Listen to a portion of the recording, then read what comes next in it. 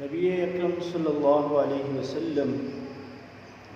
بحیثیت ایک معلم کے انتہائی رحم دل، شفیق، مہربان انسان تھے، اور آپ صلی اللہ علیہ وسلم کی تعلیم و تربیت کا جو طریقہ تھا وہ خرابی دور کرنے کے لیے، انسان کی اصلاح کے لیے اور اس کی یہ کوشش کی جاتی کہ اس پر گرام بھی نہ گزرے، اور حقیقی معنوں میں معلمان امت اس طریقے کو اختیار کر لیں تو علم، ادب اور اخلاق کا وہ عظیم کردار بہت جلد اسلامی رنگ طلبہ میں، لوگوں میں، ان کے دل دماغ پر راسخ ہو جائے، اور وہ ایک اچھے انسان کی شکل میں، اچھے مربی کی شکل میں، اچھے تربیت یافتہ لوگوں میں شامل ہو جائے۔ نبی کریم صلی اللہ علیہ وسلم کا انداز تعلیم نہایت حکیمانہ تھا۔ حکمت کا تقاضا ہوتا ہے کہ معاشرے میں موجود خرابی بھی دور ہو جائے اور اللہ اور اس کے رسول کی منشا بھی پوری ہو جائے، اور اصلاح ایسے طریقے سے ہو جائے کہ کسی کو کوئی شکایت بھی نہ ہو، اور وہ کام اتنے عمدگی کے ساتھ ہو جائے کہ بعد میں وہ شخص اس بات کا اظہار کرے کہ میرا جو سوال تھا، میری جو کیفیت تھی، میرا جو معاملہ تھا، میرا جو فعل تھا، میری جو حرکت تھی وہ انتہائی نازیبہ تھی، لیکن جو مصلح تھا، جو معلم تھا، جو مربی تھا، تو اس نے میری تربیت اتنے اچھے انداز میں کی، اللہ تعالیٰ اس کو بہت جزا دے۔ وہ پھر اپنی شب گاہی، سحر گاہی دعاؤں میں، اپنی خلوت کی دعاؤں میں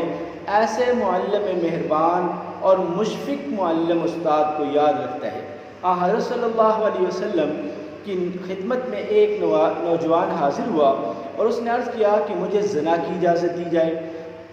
نبی علیہ السلام نے پوچھا کہ جو فعل تم کسی اجنبی عورت کے ساتھ کرنا چاہتے ہو، اگر کوئی شخص یہی فعل تمہاری بہن کے ساتھ کرنا چاہے تو؟ اس نے کہا ہرگز ایسا نہیں ہو سکتا۔ پھر آپ نے فرمایا کہ وہ فعل تمہاری خالہ کے ساتھ کوئی کرنا چاہے تو؟ پھر اس نے کہا کہ ایسا نہیں ہو سکتا۔ نبی علیہ السلام نے فرمایا کہ اگر وہ فعل الیاذ باللہ کہ کوئی تمہاری ماں کے ساتھ کرنا چاہے تو اب اس کی کیفیت اور زیادہ جو ہے خراب تھی کہ میں تو یہ کبھی برداشت نہیں کروں گا۔ پھر نبی علیہ السلام نے اس کے سینے پر ہاتھ رکھا اور فرمایا کہ تم اگر یہ فعل کسی عورت کے ساتھ کرو گے، وہ لازماً کسی کی بیٹی، کسی کی بہن، کسی کی ماں ہو سکتی ہے، تو چنانچہ اسی طرح لوگوں پر بھی گراں گزرے گا، تم اس فعل سے باز آؤ۔ نبی علیہ السلام نے پھر اس کے حق میں دعا کی۔ آپ صلی اللہ علیہ وسلم نے ان کے سینہ مبارک پر اپنا ہاتھ مبارک پھیرا، اور اس سینے کے اندر وہ کیفیات، جذبات جو غلط تھے وہ صحیح ہو گئے، اور آپ صلی اللہ علیہ وسلم کی اس تربیت کا یہ اثر ہوا۔ وہ فرماتے ہیں کہ اس کے بعد کبھی بھی زندگی میں مجھے برائی کرنے کا خیال نہیں آیا۔ بتائیے کہ ہم ایسا سوال کوئی ہم سے کرے تو ہم اپنے تقوی کی وہ معراج دکھانا شروع کر دیتے ہیں کہ تم نے ایسی بات ہمارے سامنے کی کیوں؟ اور یہ وہ قدسی جگہ ہے، یہ وہ مقدس اور پاکیزہ مطہر جگہ ہے جہاں فرشتے بھی ادب سے حاضر ہوتے ہیں، اور ان سے کوسچن کرنے والا، سوال کرنے والا سوال کیا کر رہا ہے کہ آپ مجھے زنا کی اجازت دے دیں۔ اللہ اکبر۔ تو نبی علیہ السلام نے اس کی کتنی عمدگی کے ساتھ تربیت کی، اس کا اثر یہ ہوا کہ وہ آئندہ کی ساری کیفیات سے باز آ گیا۔ اسی طرح ایک شخص دیہاتی تھا، اسے دیہات کے ہی آداب پتہ تھے اور ادب آداب سے بالکل عاری تھا، دیہی علاقہ تھا، بدو تھا۔ وہ مجلس میں آیا نبی علیہ السلام کے پاس مسجد میں، اور کچھ دیر بیٹھا، پھر اس کو تقاضا ہوا قضاء حاجت کا، تو اٹھ کر مسجد کے ہی ایک کونے میں بیٹھ کر پیشاب کرنے لگا۔ صحابہ نے اس کو روکنا چاہا تو نبی علیہ السلام نے فرمایا تزرمو، اس کو چھوڑ دو۔ اور چنانچہ اس کو چھوڑ دیا، وہ اپنی جو ہے قضاء حاجت سے فارغ ہوا۔ پھر نبی علیہ السلام کے پاس آیا تو آپ نے فرمایا ان ھذل المساجد، یہ مسجدیں جو ہے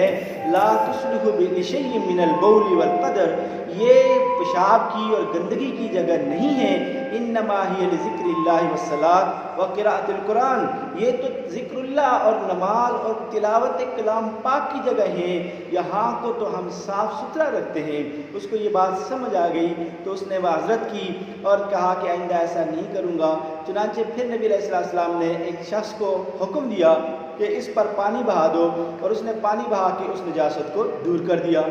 اس کو سید سلمان ندوی نے اپنی کتاب میں ذکر کر کے نبی علیہ السلام کے بارے میں یہ بات نقل کی، آپ کا یہ حکیمانہ فعل نقل کیا۔ اس کے بعد اس نے ایک یہودی رائٹر تھا گبن، اس کا واقعہ ذکر کیا تو اس نے اس واقعے کے بعد لکھا ہے کہ نبی جو مسلمانوں کے سب سے بڑے عظیم سردار اور نبی ہیں، ان کے پاس اللہ تعالیٰ نے بہت بڑی عقل دی تھی، وہ بہت حکیم انسان تھے اور بہت دانا انسان تھے۔ پھر اس نے وجہ لکھی کہ اگر اس کیفیات میں جس میں وہ پیشاب کر رہا تھا صحابہ اگر اس کو بھگا دیتے تو ساری مسجد گندی ہو جاتی، کیوں کہ قضائے حاجت جو آدمی کر رہا ہے، اب اس کو اپنی جو ہے پیشاب روکنے کا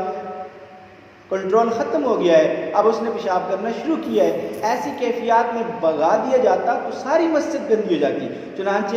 وہ لکھتا ہے کہ یہاں پر نبی علیہ السلام نے روک کر صرف ایک ہی جگہ کو گندا کر کے اس کو صاف کرا دیا، ورنہ پوری مسجد گندی ہوتی تو پوری مسجد کو صاف کرنا پڑتا۔ تو نبی علیہ السلام کی عقل، دانائی اور حکیمانہ فعل سے اس نے متاثر ہو کر لکھا کہ مسلمانوں کے جو معلم کبیر ہیں، بہت بڑے معلم ہیں، انہوں نے انتہائی حکیمانہ جو ہے بات کہہ کر اس آدمی کو پیشاب کرنے دیا اور پھر بڑے حکمت کے ساتھ سمجھایا۔ چنانچہ پھر آئندہ اس آدمی نے ایسی جرأت نہیں کی ہے۔ اب بتائیے مسجد کتنی پاکیزہ جگہ ہے، ہم چھوٹی سی چیز برداشت نہیں کر سکتے، کوئی بات کر رہا ہو تو لوگ برہم ہو جاتے ہیں اور ہماری کیفیات الگ الگ ہو جاتی ہیں، کوئی بچہ بھاگ جائے تو لوگ بڑی عجیب عجیب جملے کہنا شروع کر دیتے ہیں، لیکن آپ صلی اللہ علیہ وسلم نے اتنی عمدگی کے ساتھ ان کو سمجھایا اور اس پر انہوں نے پھر آئندہ زندگی میں عمل کیا۔ اسی طرح حضرت معاویہ بن حکم رضی اللہ تعالیٰ عنہ کے بارے میں ہے، فرماتے ہیں کہ میں نیا نیا اسلام قبول کیا، میں نماز پڑھ رہا تھا تو نماز کے اندر ایک آدمی نے چھینک آئی تو کہا الحمدللہ، میں نے اس کے جواب میں کہا یرحمک اللہ۔ اب جب نماز ختم ہوئی تو سب لوگ مجھے گھورنے لگے اور مجھے احساس ہوا کہ پتہ نہیں مجھ سے کون سی ایسی بڑی غلطی ہو گئی۔ چنانچہ میں منتظر تھا کہ مصلی والے شخص کو کہا کہ آپ صلی اللہ علیہ وسلم میرے بارے میں کیا کہتے ہیں۔ چنانچہ جب آپ نے ہماری طرف چہرہ کیا اور کہتے ہیں کہ نہ نبی علیہ السلام نے ہمیں ڈانٹا، نہ آپ نے ترچھی نگاہوں سے دیکھا، وہ کہتے ہیں فَأَبِي وَأُمِّي،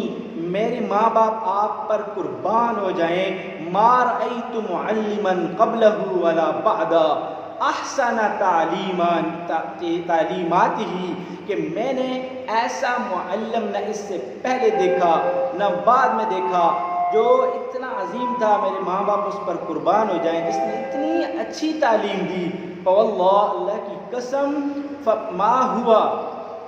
فرماتے ہیں کہ نہ انہوں نے ما قہرنی، انہوں نے ہمارے اوپر غضب نہیں کیا، ولا شتمنی، انہوں نے ہمارا برا بھلا نہیں کہا، ولا غربنی، نہ انہوں نے ہمیں مارا۔ کہتے ہیں پھر انہوں نے فرمایا ان ھذہ الصلاۃ، یہ نماز ہے، لا یصلح فیہا شیء من کلام الناس، اس میں جائز نہیں ہے کہ کوئی آدمی لوگوں کی باتوں کا جواب دے یا ان جیسا کلام کرے، بلکہ انما ہی التسبیح التکبیر وقراءۃ القرآن، یہ تو تسبیح کی جگہ ہے، یہ تکبیر کی جگہ ہے، یہ قرآن مجید کی تلاوت کی جگہ ہے، یعنی کہ نماز میں تو یہ چیزیں پڑھی جاتی ہیں، اس لیے تم دوسری کوئی بات جو انسانوں سے